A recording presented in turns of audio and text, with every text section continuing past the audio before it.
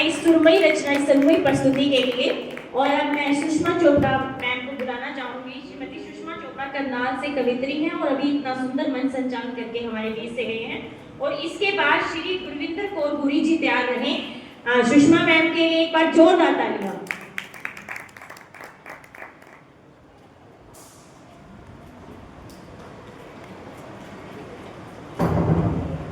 एक बार फिर से सभी को सादर नमन। और अब जो बचे हैं ना, वो वास्तव में कवि और कवियत्री हैं, जो अभी तक बने हुए हैं। और मैं आपका शुक्रिया भी अदा करूंगी। तो मैं अपनी सीधे सीधे तौर पर कविता पाठ करूंगी, क्योंकि मैं बार बार बोल रही थी 2 से 3 मिनट लीजिएगा, 2 से 3 मिनट लीजिएगा। तो अब अपनी बारी है 2 से 3 मिनट लेने की। मैं अपनी कहानी कहती हूँ, मैं अपनी जुबानी कहती हूँ। ना पीड़ा ना कोई दर्द है, अब उमंगों की रवानी कहती हूँ। मैं अपनी कहानी कहती हूँ।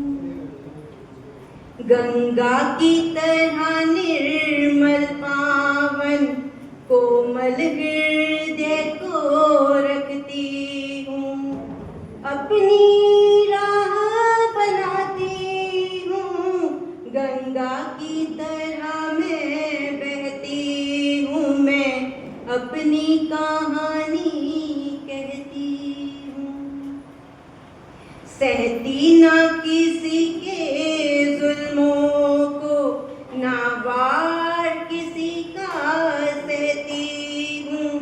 धर सकती हूँ मैं रौद्र रूप, माँ दुर्गा भवानी कहती हूँ। मैं अपनी कहानी कहती हूँ, मैं अपनी जुबानी कहती हूँ।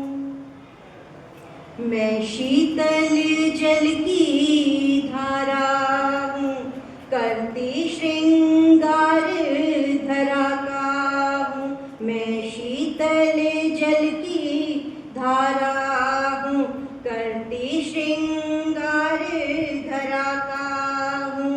सृष्टि निर्माण हुआ मुझसे, जन जन को आज मैं कहती हूँ। मैं अपनी कहानी कहती हूँ, मैं अपनी जुबानी कहती हूँ। और अंतिम पंक्तियाँ।